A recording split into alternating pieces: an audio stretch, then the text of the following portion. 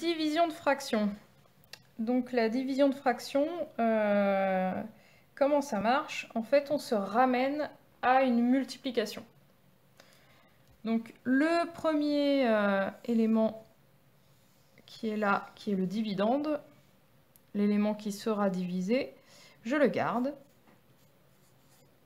Et l'idée, en fait, c'est de ne pas faire de division, mais de faire une multiplication. Pourquoi? Parce qu'une division de fraction, on ne sait pas faire, et en plus, une multiplication de fraction, c'est l'opération la plus facile. Donc au lieu d'écrire diviser, j'écris fois. J'ai le droit de faire ça à la seule et unique condition, c'est que j'échange le numérateur et le dénominateur de cette deuxième fraction.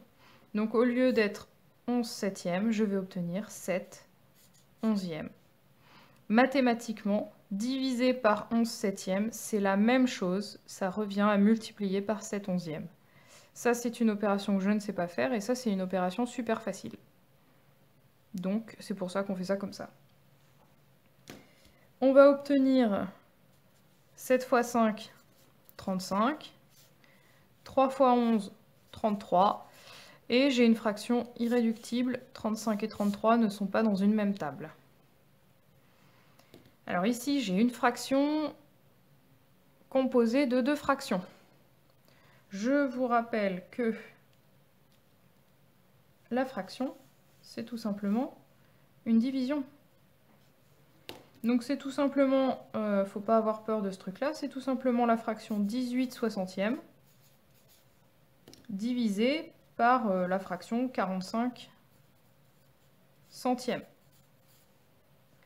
On vient de voir qu'on gardait la première fraction, et au lieu de diviser, on multipliait par l'inverse de la deuxième fraction. Là, je me retrouve avec des nombres assez grands, des multiplications qui vont me donner des facteurs, les facteurs sont assez grands, je vais obtenir des produits assez grands. Donc, je vais faire la technique de simplifier le plus tôt possible avant de multiplier. Je vais revenir en bas, j'aurai plus de place.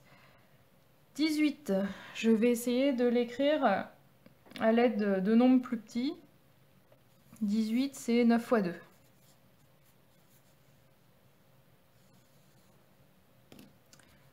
100.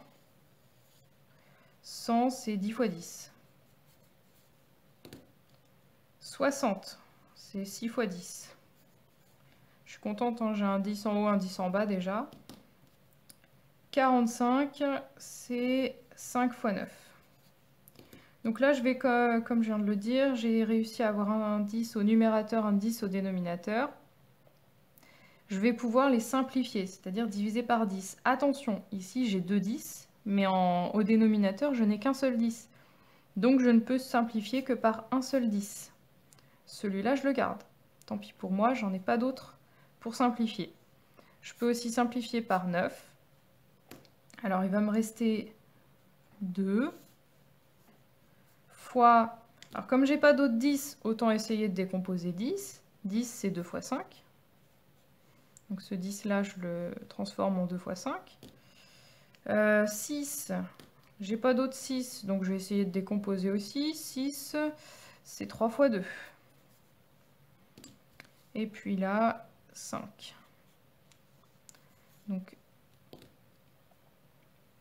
je regarde par quoi je peux simplifier. Là, j'ai 2 et là, j'en ai 1. Encore une fois, je ne peux simplifier que par un seul 2. L'autre, je vais le garder. Là, j'ai un 5, là, j'ai un 5. Et au final, j'obtiens, en fait, 2 tiers.